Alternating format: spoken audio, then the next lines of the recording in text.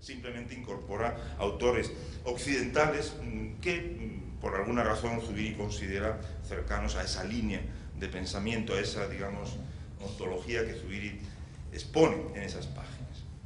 Los elementos centrales de esa ontología serían, como hemos dicho, el concepto de ser como actividad efusiva, pura, apto para pensar el ser de Dios como amor, y la idea de una causalidad formal, en la que el efecto, digamos, no es distinto sin más de la causa, sino que el efecto de maneras diversas reproduce a la causa.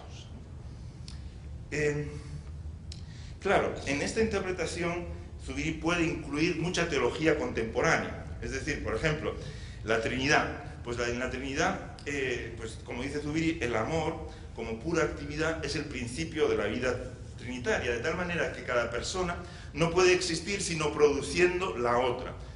Y en el concurso de esta producción personal queda asegurada lo idéntico de la naturaleza. De las personas se piensa en la naturaleza. Es decir, aquí, por supuesto, sí detectamos las huellas de Stolz, de Schmaus. Como dirá Rahner muchos años después, fueron las dos únicas excepciones occidentales en las que el tratado de Dios, de Deo Uno, no estuvo separado del tratado, digamos, de Deo Trino, sino que partieron de la Trinidad en su unidad. Pues habría que decir no solo Stolz y Schmaus, sino este esbozo, digamos, teológico de Zubiri. Otra característica, digamos, en la que encajan entonces en esta ontología las distintas influencias es, por ejemplo, digamos, la comprensión de las obras de la Trinidad ad extra, como dicen los teólogos, desde el punto de vista de la causalidad formal, de tal manera, entonces, que la creación, la encarnación, la santificación, digamos, implican a la Trinidad misma. Como dice Zubiri, la creación es la Trinidad actuando causalmente ad extra, lo cual conduce, y condujo Jan Stolz, a una tesis que después, digamos, se identificará como una tesis rahneriana, que es la tesis, digamos, de la identidad, como dicen los teólogos, entre Trinidad inmanente y Trinidad económica. Algo que Stolz ya decía en el año 39. Uno podría decir, bueno, todo esto está muy bien, pero entonces, ¿qué pasa con Pablo? ¿Por qué la teología paulina?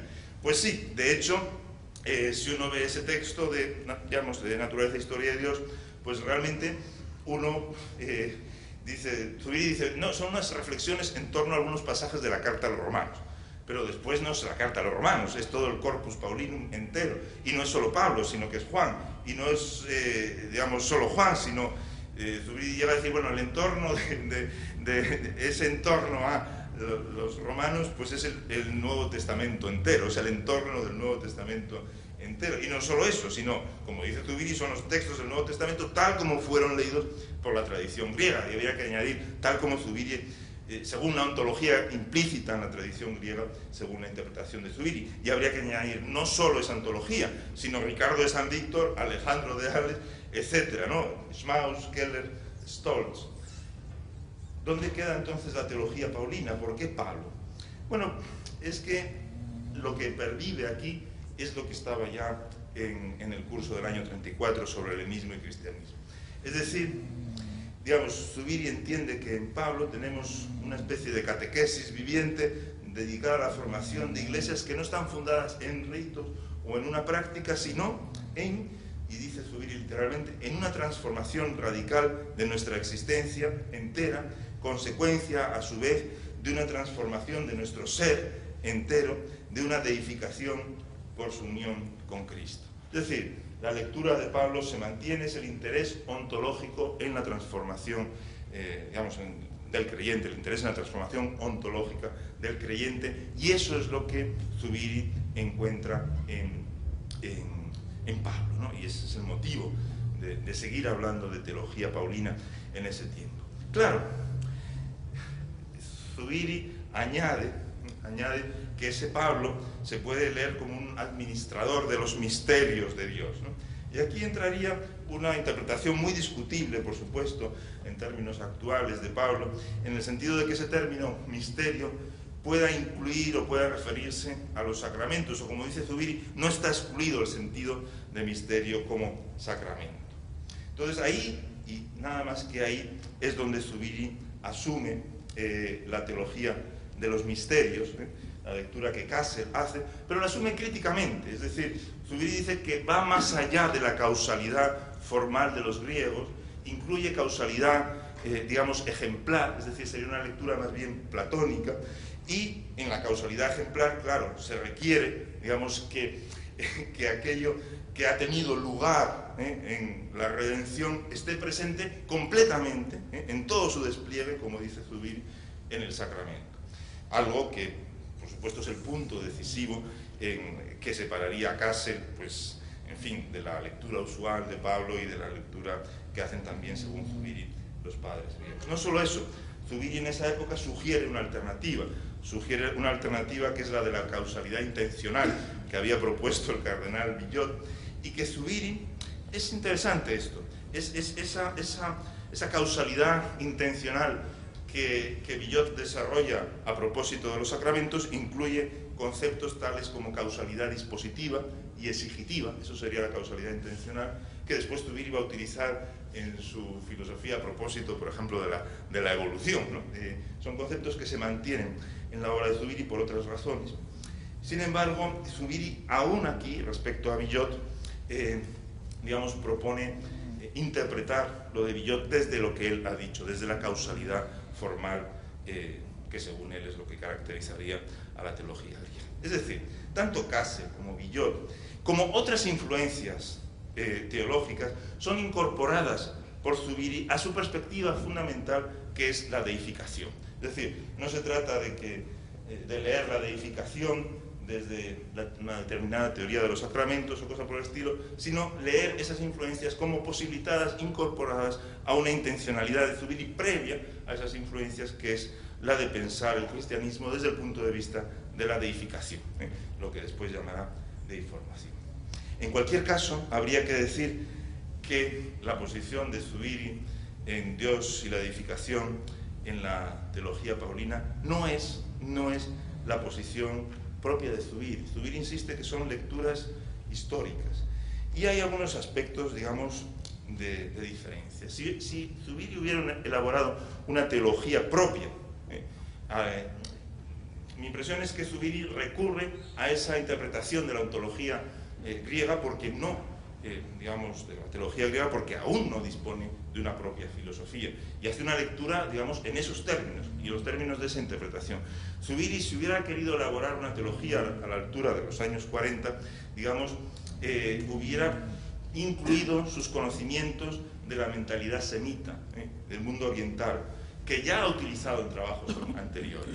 Zubiri ya en el año 35 ha elaborado una teoría del pecado original en términos de potencia y posibilidad, corrigiendo digamos, la potencia aristotélica con la posibilidad, que no incorpora este trabajo y que sí es propia, y además son categorías que se mantienen incluso como interpretación del pecado original hasta el final de su vida.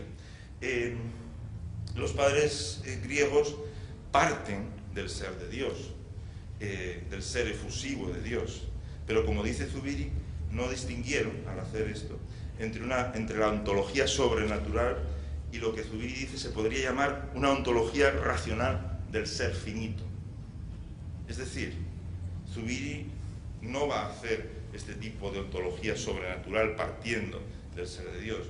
Zubiri va a proponer digamos, una metafísica intramundana, lo que después va a llamar metafísica intramundana, que ya está haciendo en los años 30, 40. Entonces, es evidente que esto no es como Zubiri haría teología en esos años. Y por supuesto se podría decir incluso que la lectura activista de Aristóteles no aparece en otras lecturas que Zubiri hace de Aristóteles en los mismos años 30 y 40. Entonces, no es la posición de Zubiri, pero sí nos muestra, digamos, cuál es el interés de Zubiri al acercarse a la teología, o cuál es el núcleo de lo que Zubiri quiere pensar. Quiere pensar la deiformación, quiere pensar la deificación. Y para eso necesita una ontología, aunque eche manos en este momento de algo que todavía no es su propia filosofía, su propia ontología. En cualquier caso, lo que hemos dicho nos hace entender, y creo que esa sería la ventaja, nos hace entender, digamos, el sentido posterior de la evolución teológica de Zubiri, incluso de las influencias teológicas que Zubiri recibirá en el futuro. Pensemos, por ejemplo, la teología de Rahner, que es posible que Zubiri ya conociera algunos textos de Rahner del año 42 en el trabajo del 44, pero sin duda el Rahner maduro es una teología que está muy presente y normalmente de forma más bien positiva en la teología, digamos, madura de Zubiri. Zubiri valorará de Rahner, sin duda, el no rehuir el diálogo con la metafísica, con la ontología, a diferencia de lo que dice Zubiri sucedía en parte, al menos como tendencia, en la teología protestante del siglo XX, con excepciones como Tillich, que Zubiri mismo menciona. El tratamiento de la Trinidad, digamos, la superación de la diferencia, de la separación entre el tratado de Deo Uno, de Deo Trino, estos, digamos, está en Rahner. La identidad entre Trinidad inmanente y económica está en Rahner, y Rahner lo toma de las mismas fuentes, posiblemente Stolz, de las que Zubiri lo ha tomado. La comprensión de la deificación como entrega de Dios, como ese ser efusivo que se entrega en Dios. O, sobre todo, el problema de naturaleza y gracia, que ha sido, digamos, lo que Zubiri no podía conceptuar en el año 34 y que trata de pensar a la altura, digamos, del año 44, en términos, y es algo que venía dando vueltas como problema en, digamos, el planteamiento de Zubiri desde el año 34. La gracia se opone a la naturaleza, se opone a pecado. ¿Qué significa en términos de transformación del que la recibe? Es decir, Zubiri ya en esos años, podemos decir, recibe, después del 44, Zubiri podrá recibir otras influencias, pero las recibirá ya también desde sus propias categorías, es decir, a partir, digamos, de su maduración, Zubiri dispone de categorías como realidad, ser, poder de lo real, que están activas en el curso del 71, o la categoría de actualidad, en algún texto suelto del año 81 sobre la Eucaristía, donde Zubiri, ¿qué hará? Bueno, pues hará algo que, digamos, que viene dando vueltas, está presente como preocupación central desde los orígenes de su reflexión teológica. Es decir, lo que hará es pensar la deiformación, ya no deificación, como categoría central, digamos, en su interpretación de Pablo y en su interpretación, digamos, de la experiencia cristiana fundamental.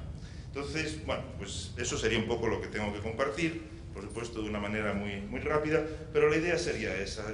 En Zubiri, digamos, el interés por la teología paulina es un interés en la deificación, en la transformación ontológica del creyente, y eso recoge una multitud de influencias, pero digamos, habría que subrayar sobre todo la influencia de Schleiermacher y más directamente de Heidegger. A partir de ahí, Zubiri puede integrar otras influencias y llegar a presentar su propia síntesis teológica con sus propias categorías. Bueno, pues muchas gracias por su participación.